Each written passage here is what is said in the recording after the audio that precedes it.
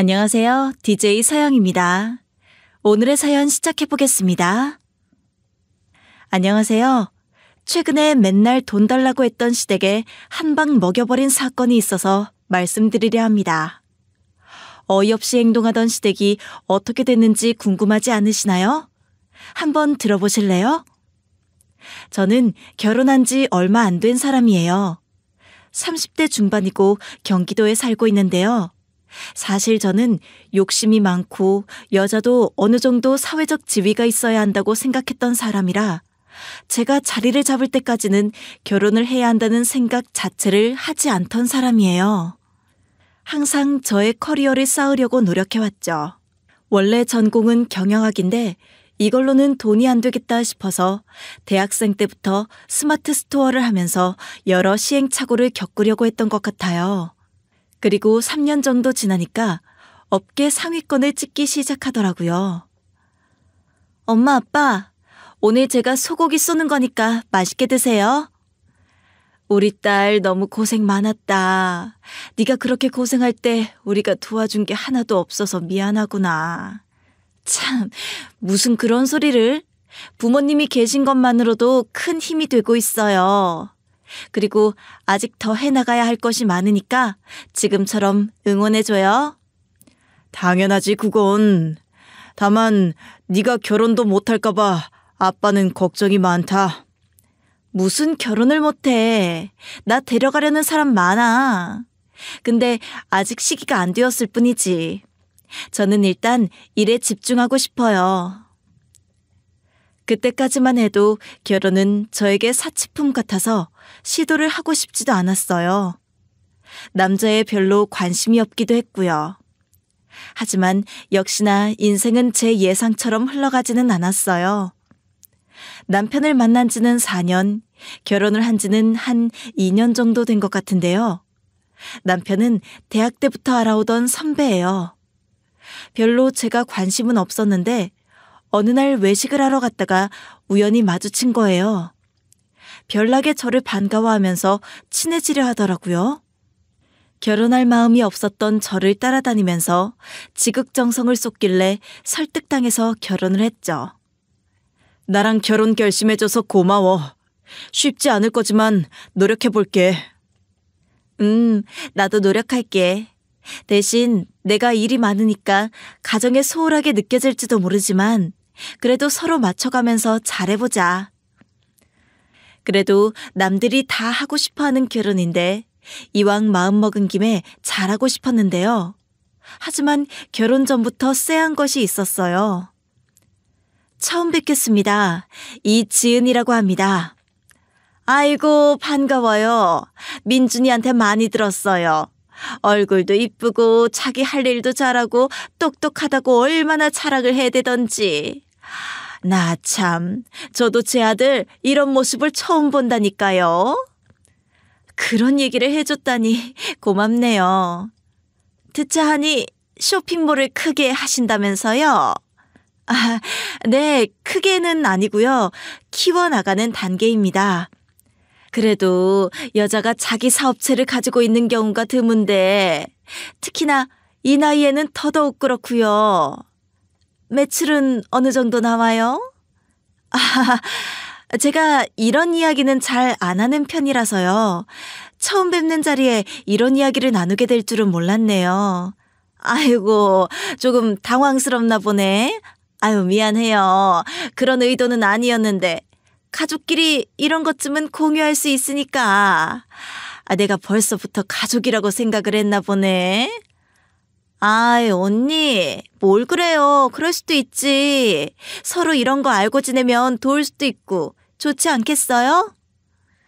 저를 처음 만날 때부터 시모와 신우가 저에게 얼마나 버냐고 관심을 가지고 물어보더라고요.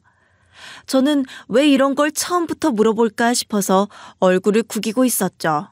하지만 아랑곳하지 않고 자기네들이 부자 며느리를 들이게 생겼다면서 너무 좋아하는 거예요. 그래서 조심스럽게 가족이 되려고 처음 만난 자리에서 돈 이야기만 하는 것은 조금 기분이 좋지는 않는 것 같다고 했는데요. 그제서야 알아듣고 미안하다고 하면서 머쓱하게 웃고 넘어가더라고요. 솔직히 고민이 좀 많이 되었어요. 이 사람들을 속여 나를 돈만 보고 다가오려고 하는 것은 아닐까 싶고요. 진짜 경우가 없긴 하네. 뭐 성향에 따라서 다를 수 있긴 한데, 근데 그런 집안일수록 진짜 결혼 후가 힘들어질 수 있다는 걸 알아야 해. 사실 여자들 입김이 센 거거든. 너희 남편도 너를 좋아하는 걸 보면 적극적이고 능동적인 여자가 더 익숙하다는 건데, 시무랑 신우가 그런 거 아니야? 확실히 드세더라. 내가 불편하다고 하면 미안하다고 하면 되는 일인데 뭘 그러냐면서 오히려 말을 하더라고. 시집살이 그게 걱정이긴 한데 그래도 내 성격도 만만치 않기도 하고 민준 씨가 알아서 잘하겠지. 그리고 워낙 나한테 잘해주니까 이런 걸로 뭐라고 하기도 좀 그렇더라고. 야, 짚고 넘어가야 하는 건 확실히 넘어가. 너무 불쾌하긴 하더라. 나를 뭘로 보는지 싶기도 하고. 친구의 우려처럼 이후 삶이 고달파지겠다 생각이 들기도 했지만 일단 서로 처음 만난 것이고 너무 깊게 생각할 필요는 없지 않을까 싶었어요. 나중에 이런 일이 생기면 그때 강하게 나가면 되니까요. 그래서 별일 아닌 것처럼 치부하려고 노력했죠. 남편이 워낙 저에게 잘하니까 괜찮다, 무시하자 하면서 넘겼는데 신혼생활을 하면서부터 너무 심한 요구가 이어지기 시작했어요. 원흉은 당연히 시모랑 신우였죠. 일이 없으니까 맨날 집에서 놀기만 하면서 돈이 나올 구멍이 저라고 생각을 했는지 이것저것 필요한 것만 요구하는 거예요. 저는 바쁘게 일하고 있는데 전화를 해서 자기들 배고프니까 무슨 배달을 시켜줬으면 좋겠다고 이야기하고 이번에 계모임에 가야 하는데 옷이 없어서 걱정이라고 하루에 3번씩 전화를 하니까 너무 스트레스를 받더라고요. 아니 어머니, 제가 지금 노는 사람도 아니고 심지어 딸도 아니고 일하고 있는 며느리인 왜 저한테 이런 말을 하셔요? 지금 하루에 전화를 몇 통을 거시는 거예요? 아이고, 어디서 짜증이야? 바쁜 거 유세 떠는 거니? 아니, 돈 잘 버는 며느리 둬서 뭐해? 이런 걸로나 호강하는 거지. 아니, 그러니까 그걸 왜 저한테 그러시냐고요. 아들이 있잖아요. 아들한테 그런 말을 하셔요. 바쁜 사람 가지고 그러지 마시고. 너 진짜 웃기는구나. 아니, 민준이 얼마 버는지 우리가 다 아는데 쥐꼬리만한 월급에서 뭘 빼먹겠어?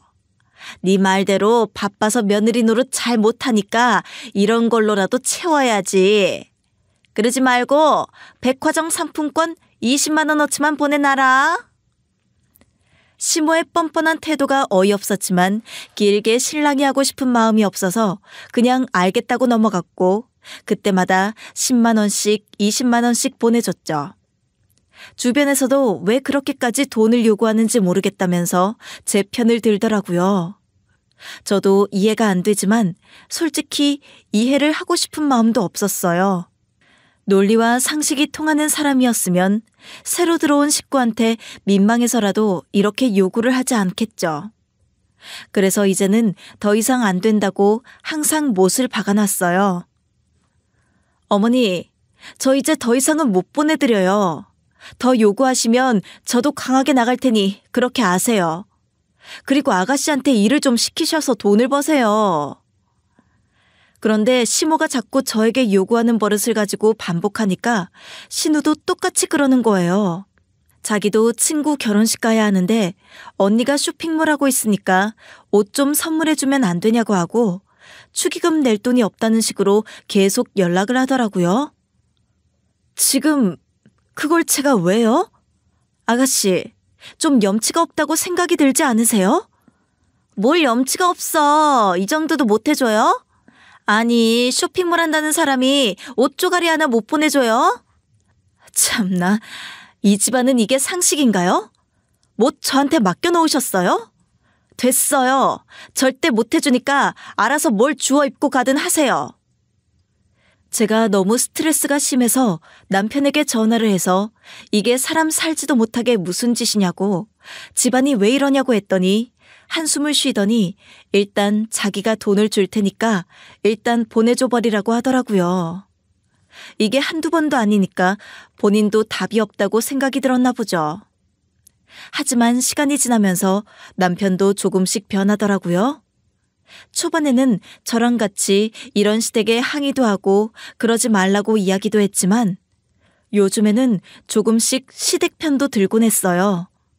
원래 저희 남편은 결혼 전에는 저에게 하나하나 물어가면서 기분이 하나 나쁠까봐 걱정하던 사람이었는데 시간이 지나면서 결혼에 익숙해지고 마음이 변했는지 이렇게 반응을 했고 저는 어차피 말해도 피가 물보다 진하니까 저한테 유리하게 돌아오는 게 없겠다 싶어서 그냥 그 뒤로는 시댁 전화를 안 받기 시작했어요.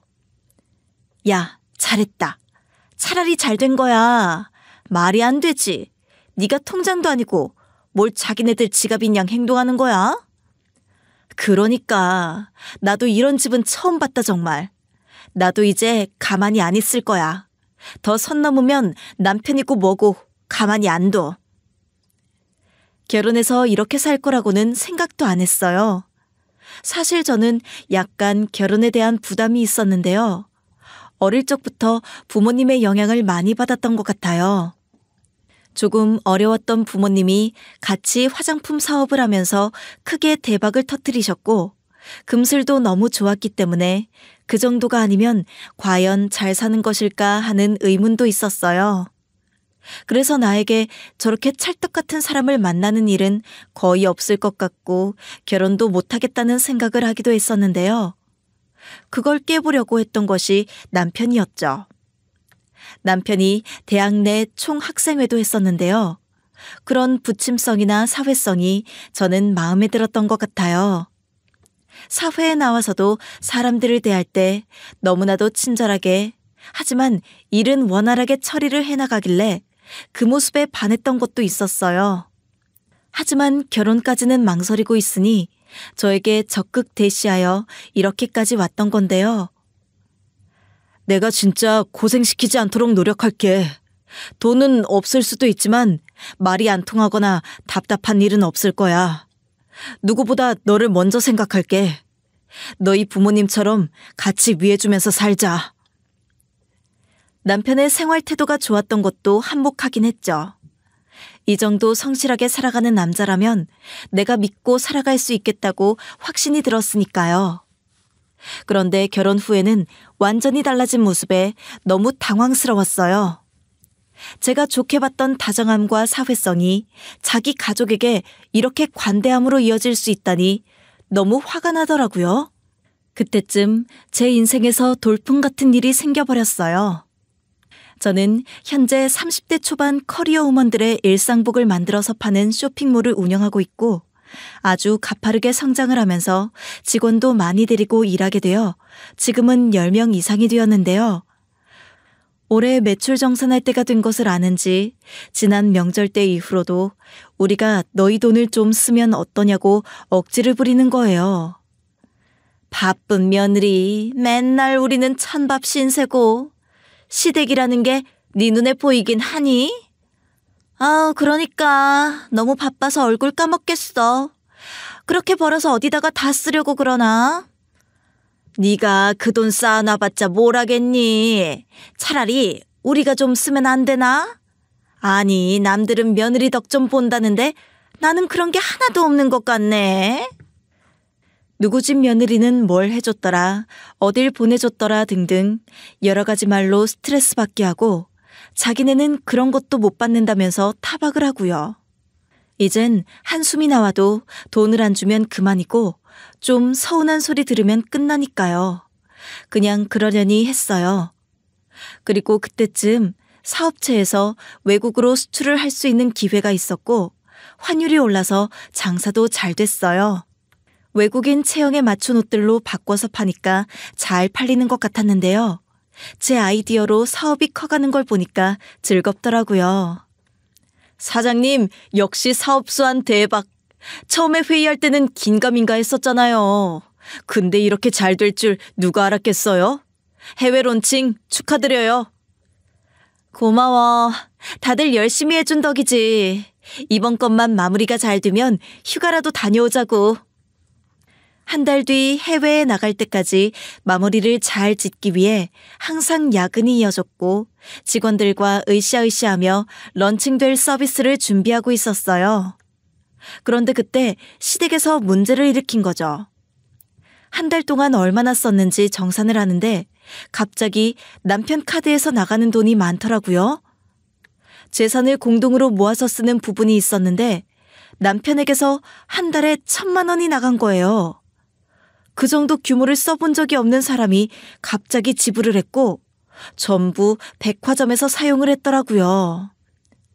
아니, 돈이 뭐가 이렇게 빠져나가 있는 거지?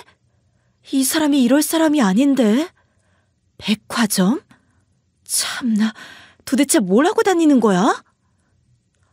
어이가 없어서 당장 전화를 해 남편에게 물어보니까 남편은 또 시작이라고 하면서 돈을 좀 쓰면 안 되냐는 식으로 이야기를 했죠. 신우 생일인데 선물 산다고 카드를 줬더니 그렇게 샀나 보다고. 한 번 사주는 거 좋은 거 사주는 게 낫지 않겠냐고 하더라고요. 저에게 너무나도 당당한 태도를 취하니까 제가 다 어이가 없어졌어요. 내가 잘못한 건가 싶기도 하고요. 아니, 당신 진짜 뭐야? 나랑 상의라도 하던지. 살림을 누구랑 하고 있는 거야 도대체? 나한테 왜 말도 안 하고 이러는 건데? 돈 1,000만 원이 어디 개 이름도 아니고 이렇게 한 번에 쓰는 게 말이 돼? 아, 좀 화 좀 그만 내. 맨날 우리 집에 빌붙는 거 보면 몰라? 입을 것도 없고 들 것도 없으니까 그렇겠지. 맨날 그렇게 사는 게 불쌍하지도 않냐? 아니, 1년에 한 번 있는 생일인데 왜 또? 좀 해주자. 넉넉한 사람들이 더 돕는 거지 뭘 그렇게 반응을 하냐고. 알고 보니까 제가 집에 없는 틈을 타서 서로 왕래하며 밥도 같이 챙겨 먹고 굉장히 시간을 자주 보냈는데요. 신우 생일이 가까워 오니까 자기네들끼리 있을 때 압박을 했나 보더라고요. 아니, 이번 동생 생일인데 뭐 없는 거요? 맞아, 오빠. 맨날 생일 때마다 챙겨줬으면서 이번에는 왜 아무 소식도 없어? 벌써 시간이 그렇게 됐네. 그래, 뭐 가지고 싶어? 제가 정신이 없는 사이에 남편에게 이것저것 사달라고 조르고 고가의 선물을 받았던 거예요. 아, 근데 내 친구들은 카드를 선물로 주는 오빠도 있다던데. 나도 그런 거나 한번 받아보고 싶다. 카드? 뭘 얼마나 사려고? 와이프 알면 큰일 나. 아이, 뭐가 큰일이나. 네가 남자인데 돈을 쓸 수도 있는 거지. 지 혼자 다 번다더냐? 참나 웃기지도 않다. 우리 때는 그런 소리 입 밖으로도 못 내고 살았어. 맞아, 오빠. 너무 잡혀 사는 것 같아. 예전에는 안 그랬는데. 완전 쭈구리가 됐어. 시댁에서 이런 말들이 오가면서 남편은 자존심이 좀 상했나 봐요. 가족이 자기를 우러러보는 것에 대하여 항상 프라이드를 느꼈던 남편은 아직 건재하다는 것을 보여주기 위해서 기분 내키는 대로 생각도 없이 자기 여동생한테 카드를 빌려준 거고요. 너무도 당당하게 내가 이렇게 하는 게 뭐가 문제냐는 남편의 말에 말문이 막혔어요. 이 사람 지금 나랑 살고 있는 게 맞나? 맨날 집에서 탱자탱자 놀고 있는 그 사람들이 뭐가 불쌍하다는 건지 모르겠더라고요. 그래도 연애를 할 때에는 남편이 이런 사람인 줄은 몰랐거든요. 제가 요청만 하면 대령한다고요. 그렇게 간이고 쓸개고 다 빼줄 것처럼 하더니 이제 와서는 아예 180도 달라진 모습을 보이니까 답답했죠. 제 마음에만 신경을 쓰던 사람이 이제는 제 마음이고 뭐고 신경도 쓰지 않는 수준이 되어버렸다는 것이 안타까웠어요. 진짜 불쌍해야 하는 사람은 나야. 내가 무슨 죄를 지어서 너희 집안을 먹여 살려야 하는 거야? 제발 처신 좀 똑바로 해. 남편이 저보다 훨씬 배로 못 벌고 있거든요.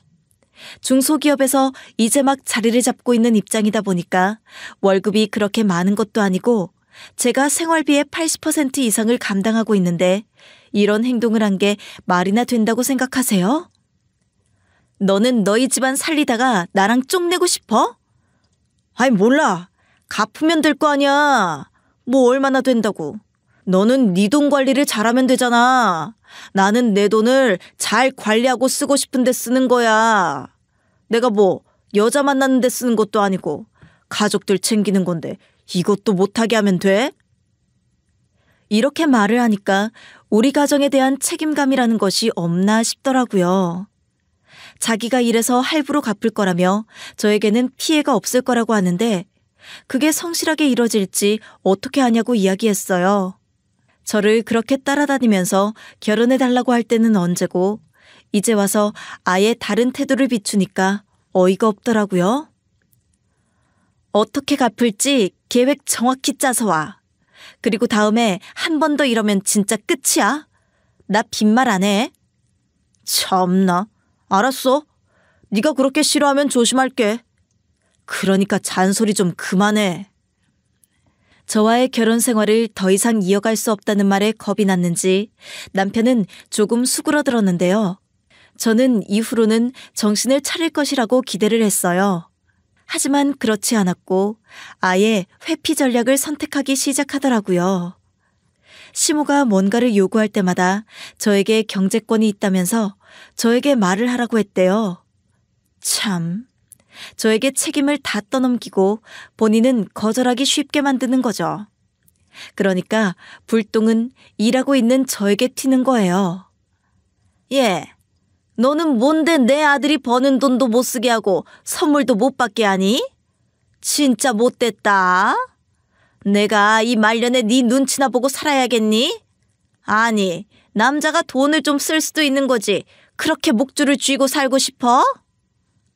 시모는 저에게 전화를 해서 고래고래 소리를 지르면서 뭐라고 했고 이래도 신경 쓸 것이 많은데 이렇게까지 하니까 마음이 꺾이더라고요. 신우는 자기가 얼마나 힘든 상황인지 알지 않냐며 연이어 하소연을 했고요. 이번에 하던 일을 그만두게 되었고 다낭성 난소증후군으로 몸이 많이 안 좋아져서 집에서 몇 달간 쉬어야 하는데 용돈 좀 줄 수 있는 거 아니냐고요. 언니는 가족끼리 꼭 그렇게 야박하게 굴어야겠어요?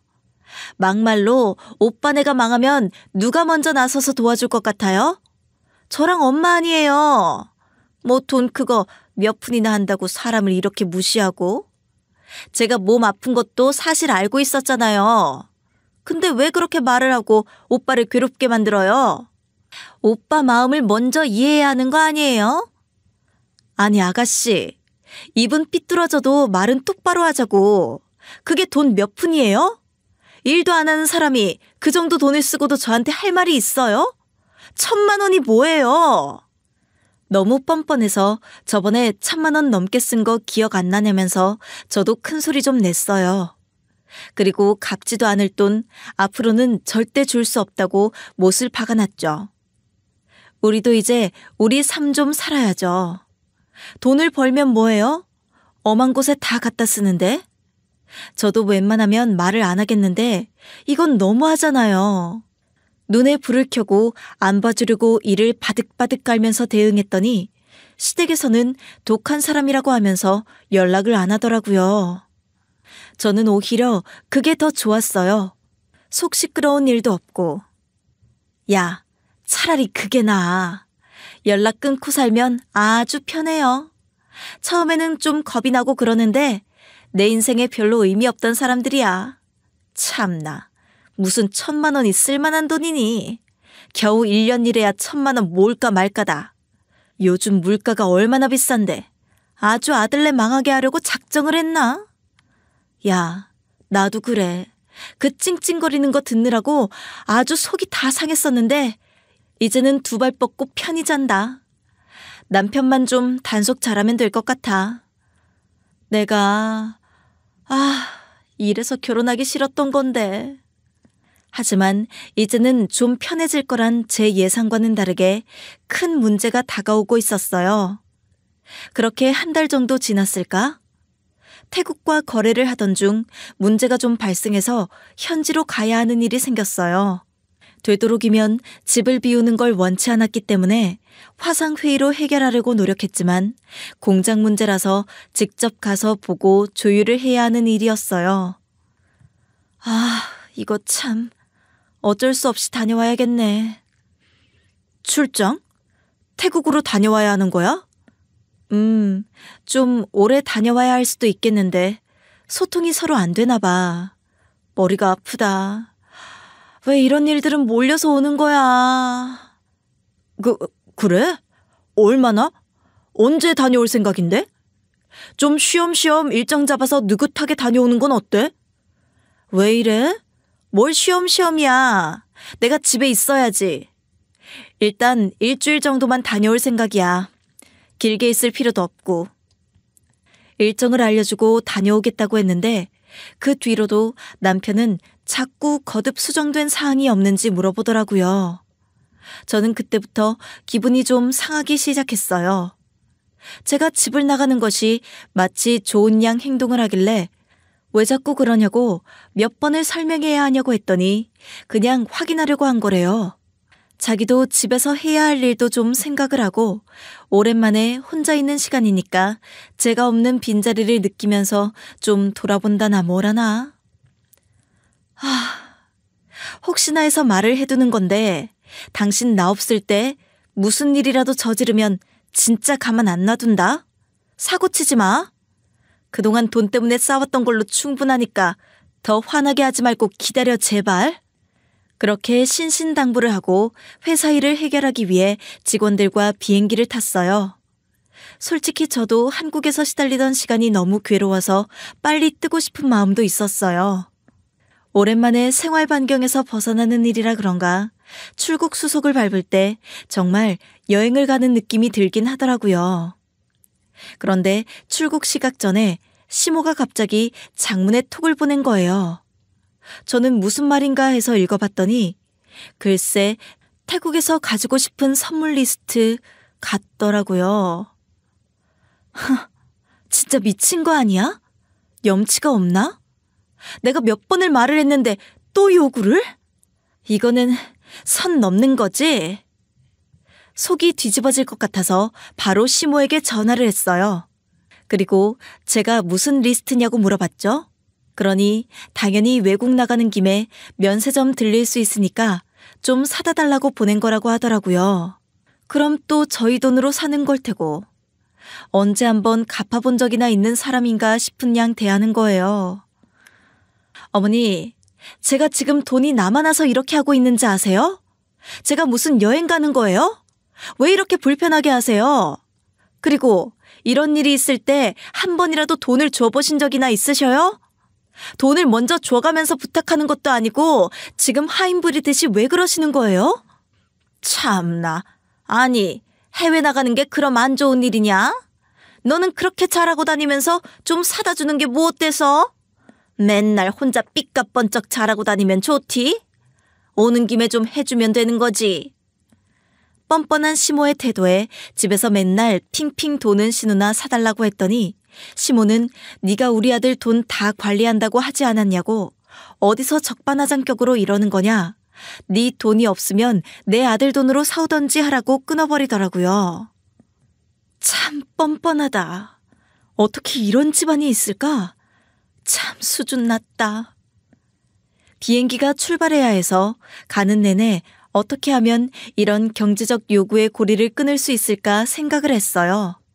남편을 그냥 넘어갔던 건데 시간이 지날수록 목소리가 점점 커지는 것 같으니까요.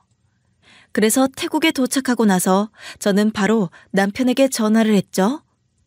이 상황을 그래도 남편과 함께 헤쳐나가고 싶었어요. 그런데 남편은 다른 일을 하고 있는지 전화를 계속 끊더라고요. 진짜 뭐 하느라고 전화를 안 받아? 해외 나와 있는 동안 아무것도 안 보려고 작정을 했나? 그래서 저는 문자로 이 모든 상황을 말을 했죠. 시모가 적어준 문자를 그대로 전달하면서 지금 어머니가 적어준 쇼핑 리스트이다. 나는 더 이상 이렇게는 못 산다. 우리가 빨리 이런 상황을 해결하지 않으면 계속 이어질 건데 나는 한 번만 더 이런 일이 있으면 못 견딜 것 같다고요. 그제서야 전화가 오더라고요. 아, 난 또 뭐라고. 뭘 이렇게 연락을 해. 나 지금 일하고 있는데 전화를 이렇게나 할 일이야? 아니, 하루 이틀도 아니고 진짜. 뭐? 나는 그래도 당신하고 상의를 하고 싶어서 전화를 한 건데 그렇게 반응할 건 뭐야? 그럼 당신은 그동안 반복될 때까지 뭘 했는데? 이거 하나 정리 못해서 이렇게 쩔쩔매니? 정리를 좀 해달라고 말했었잖아. 남편은 제가 해외에 있어서 당장 어떻게 못할 거라고 생각을 했는지 막말을 퍼부었어요. 네가 예민해서 그런다는 둥, 돈이 많으면 어디에 쓸지를 생각하고 여분이 남으면 좀 시댁에 쓰면 안 되냐고 어이가 없는 말들을 이어가더라고요. 남편의 마음속은 이미 생각이 시댁과 비슷해져 있는 상황 같아 보였어요. 아니, 이 돈은 우리 가족을 위한 돈이야. 나는 우리 가족을 지킬 거고. 내가 노력하는 이유도 우리 가정을 위해서지 우리 집이나 친정을 위한 건 아니야. 그러니까 선물 사가는 일은 없을 거고 너희 집안도 좀 달라져야 해. 나랑 이혼하고 싶으면 당신 알아서 해. 그리고 시모에게도 이런 거 요구할 거면 연락하지 마시라고 문자를 남긴 뒤 전화를 꺼버렸어요. 남편이 책임감이 있다면 더 이상 선을 넘는 일은 없을 것 같았어요. 하지만 기분이 안 좋은 채로 비즈니스에 임하려고 하니까 쉽지 않더라고요. 그 마음을 아는지 현지 사정으로 인해서 3일 동안 일정이 밀리게 되었고 공장 가동에도 문제가 있어서 만들어지고 있는 제품들을 보러 가기에도 어려움이 생겼어요. 저는 3일 동안 그러고 있느니 한국으로 돌아가서 회사 일도 다시 하고 오는 게 좋겠다고 생각이 들었죠. 아무래도 남편과도 얼굴 보고 대화하는 것이 나을 테니까 차분히 정리도 좀 하고요. 남편이 그때까지도 아무런 연락이 없더라고요. 아무래도 나 한국으로 다시 들어갔다가 와야 할 것 같아. 집안에 해결해야 할 문제도 있고 어차피 시간이 좀 걸리는 일들이니까 다시 갔다가 올게. 네, 대표님. 조심히 다녀오세요. 여기는 제가 지키고 있을게요. 그래도 싸운 게 마음에 많이 걸렸기 때문에 잘 화해하고 가고 싶어서 직원을 남겨두고 저는 곧바로 돌아가는 비행기 티켓을 끊어 한국으로 돌아왔어요. 곧이어 미리 남편에게 연락하지 않았어요. 어차피 연락을 해도 나올 사람도 아니고 화가 나 있는 상황에서 오히려 피하기만 할까봐 저도 생각 정리를 할 겸 조용히 장을 봐서 집으로 들어갔죠. 오랜만에 남편이 좋아하는 갈비찜이나 만들어줘야겠다 생각을 하면서 한가득 재료들을 사서 낑낑 옮겼는데요. 그러고 보니 바쁘다는 핑계로 집안일도 잘 못하고 제대로 된 음식을 잘 만들어주지도 못했던 것 같아서 미안했어요. 한 번의 실수로 부부의 인연이 이렇게 끊기는 건 말이 안 된다는 생각이 들더라고요. 다시 한번 내가 마음을 놓고 남편을 품어야겠다 생각이 들기도 했죠. 진짜 문제는 거기서부터였어요. 응? 이게 뭐지? 무슨 구두가 있는 거지? 문을 낑낑대며 열고 들어갔는데 현관에 모르는 여자 구두가 있는 거예요. 저는 맨날 뛰어다니느라 구두도 없고 이런 걸 신지도 않거든요. 빨갛고 광이 나는 높은 하이힐이었는데요. 설마 싶은 감정이 들면서 기분이 점점 나빠지기 시작했어요. 그래서 눈을 들어봤더니 거실 소파에 남편이 잠들어 있었고 그 옆에 누군가 기대어 앉아서 자고 있더라고요. 얼마나 깊게 잠이 들었는지 깨지도 않더군요. 술을 진탕 마신 것 같았죠. 이게 지금 무슨... 미친 거 아니야? 내가 지금 꿈을 꾸는 건가? 저는 짐을 바닥에 내팽개치고 저벅저벅 걸어갔어요.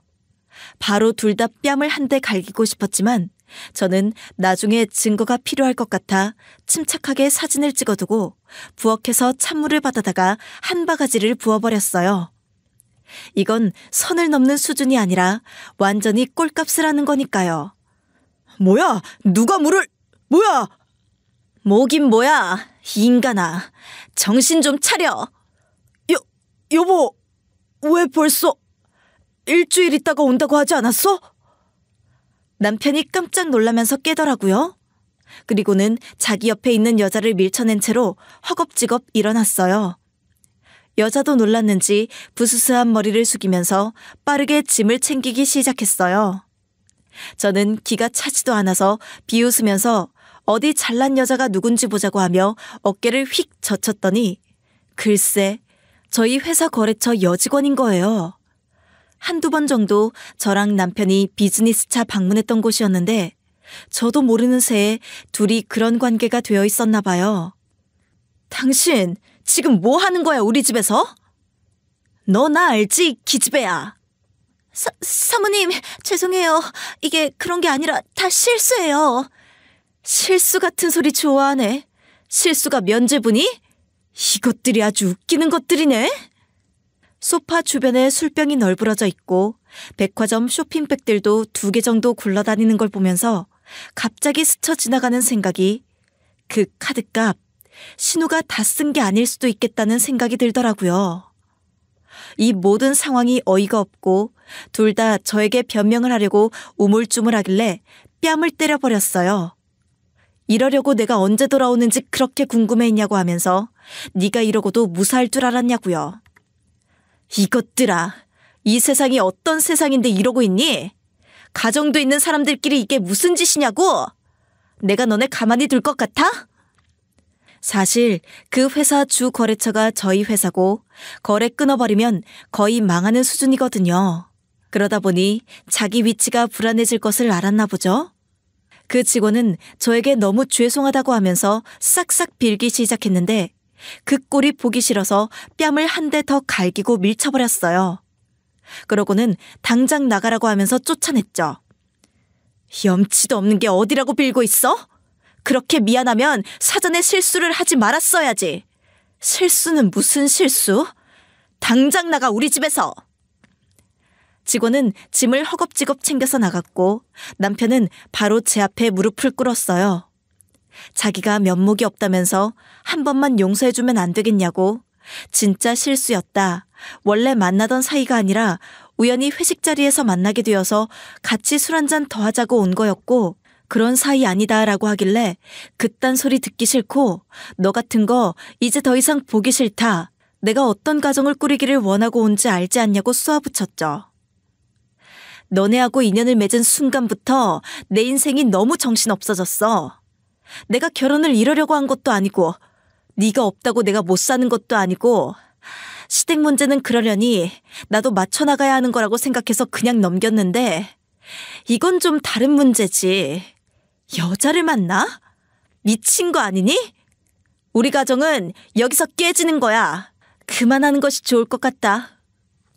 이렇게 말을 하고는 당장 나가라고 짐을 싸서 문 밖으로 던져버렸어요. 남편은 제발 한 번만 용서해달라고 다리를 붙잡고 사정사정을 했지만 2번 다시 보고 싶은 마음이 없었어요.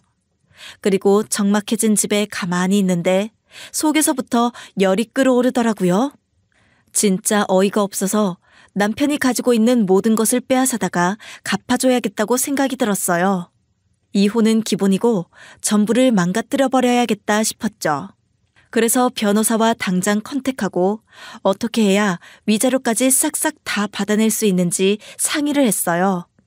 남편은 계속 헤어질 수 없다면서 전화를 했지만 저는 여자와 남편이 같이 잠들어 있던 사진을 거래처 사장에게 보내면서 이런 상황이라 거래를 끊겠다고 통보를 했고 사장은 깜짝 놀라서 저희 회사로 바로 찾아왔어요. 그리고는 당장 그 직원을 자를 테니 제발 끊지 말아달라고 했는데요. 거기에 대해서는 답을 하지 않고 추후에 논의하자고 했죠. 그리고 그동안 시댁에서 저희에게 요구했던 모든 경제적인 부분들을 변호사에게 넘기고는 소송을 걸기 위한 준비를 했는데요. 다시 태국에 나갔다 와야 해서 탄탄히 진행될 수 있도록 거듭 부탁을 했고 변호사가 이 정도면 충분히 이길 수 있고 재산 전부를 빼앗아 올 수도 있을 것 같다면서 걱정 말고 출장에 다녀오라고 했어요. 그리고 출장을 갔는데요. 계속 전화가 오니까 일주일 동안은 폰을 꺼두고 비즈니스용으로 이용했죠. 그리고 귀국하는 날 일이 어떻게 처리되었는지 궁금해서 변호사에게 전화를 하려고 했는데 문자랑 전화가 엄청 쌓여 있는 거예요. 1순위는 남편이었고 그 뒤로는 시댁이었어요. 참나, 이 거지근성 아직도 못 버렸네. 또 뭘 사달라고 이렇게 보내놓은 거야? 낯짝도 두껍다.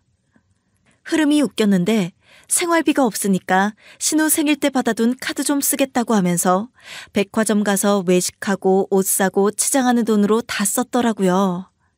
이 카드 내역이 저한테 다 오고 있다는 걸 몰랐겠죠. 사실 이젠 별로 상관이 없었어요. 이미 그 통장에 있는 제 지분은 다 빼뒀고 공동으로 관리할 필요가 없어졌으니까요. 어차피 남편 명의이기 때문에 웃으며 시모에게 전화를 했죠. 어머니, 백화점에서 돈을 죄다 쓰셨네요. 뭘 사셨어요? 아유, 이제야 연락이 되네. 우리 연락 받았지? 그거 샀으니까 선물은 안 사와도 된다.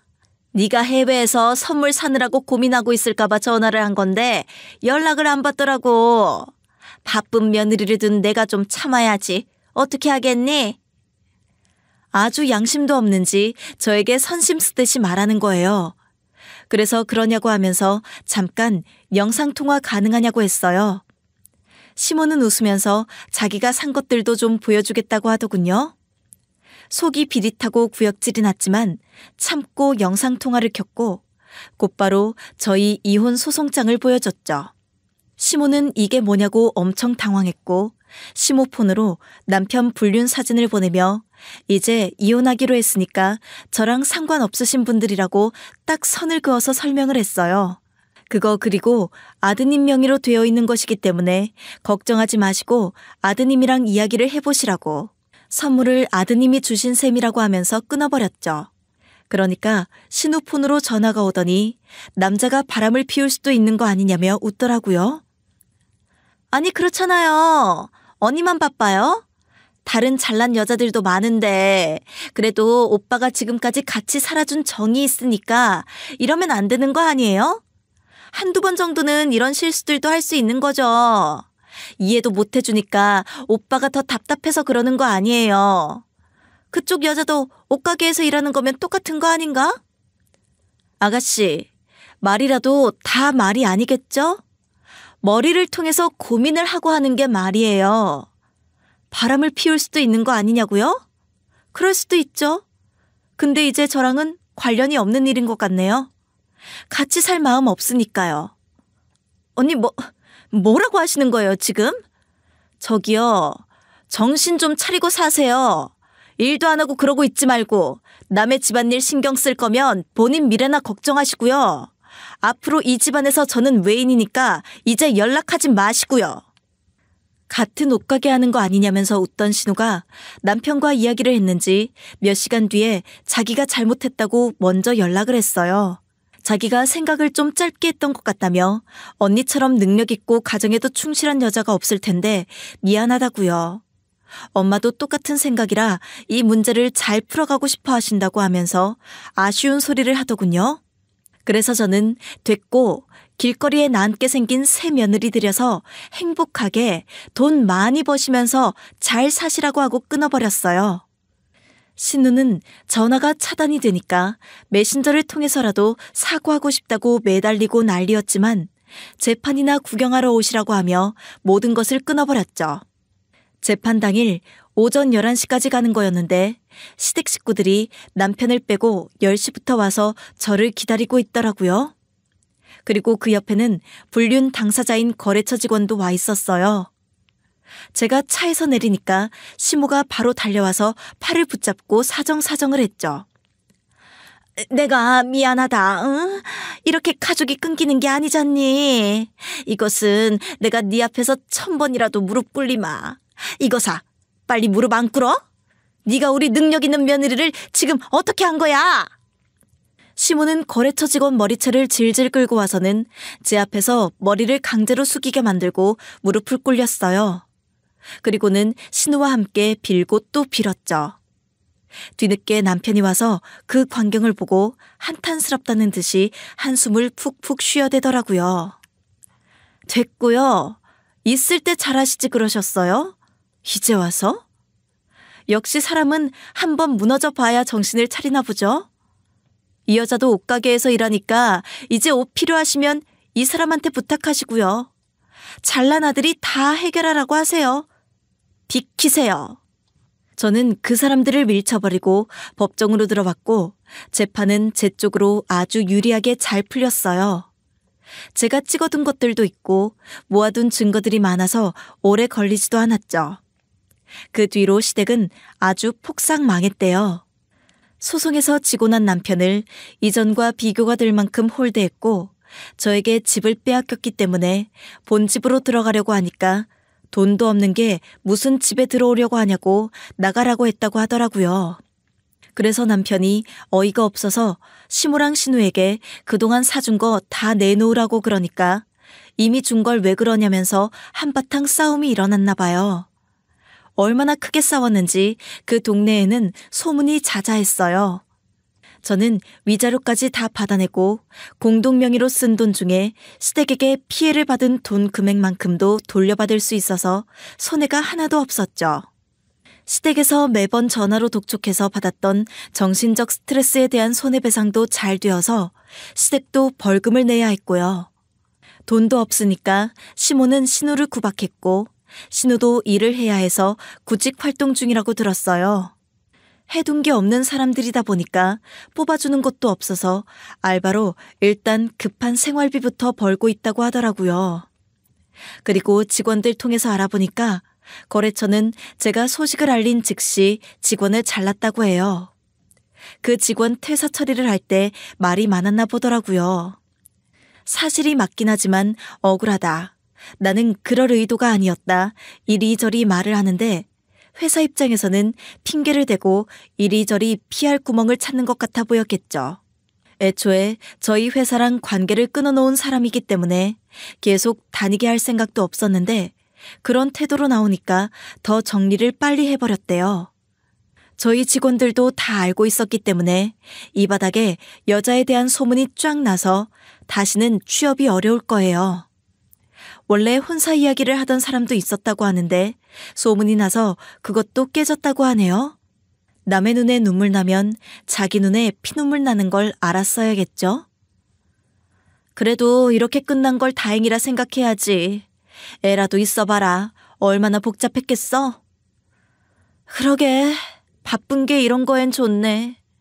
나한테 잘해준다고 다 믿을 게 못 돼. 시모도 신우도 없어서 얼마나 좋은지 모른다. 그래, 나만 잘 먹고 잘 살면 되지 뭘 또 신경을 쓰냐? 나도 해외 론칭에 몇 달은 집중을 해보고 좀 쉬려고. 결혼 이후에 한 번도 혼자만의 시간을 가져본 적이 없는데 이참에 잘 됐지 뭐. 위자료 받은 걸로 여행이나 다녀와야겠다. 저희 사업은 점점 잘 되어서 외국에도 지점을 3개 정도 내게 되었고 요즘에는 해외를 돌아다니느라고 정신이 없습니다.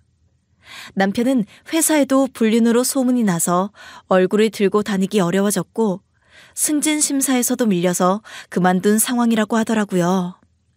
시댁에서는 그동안 자기네들이 썼던 카드값을 고스란히 갚아야 하는 상황이 되어서 지지고 볶고 난리도 아니라고 하더군요.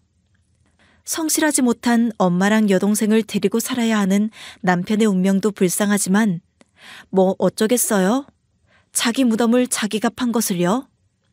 역시 이래서 사람을 잘 만나야 한다는 생각이 들어요.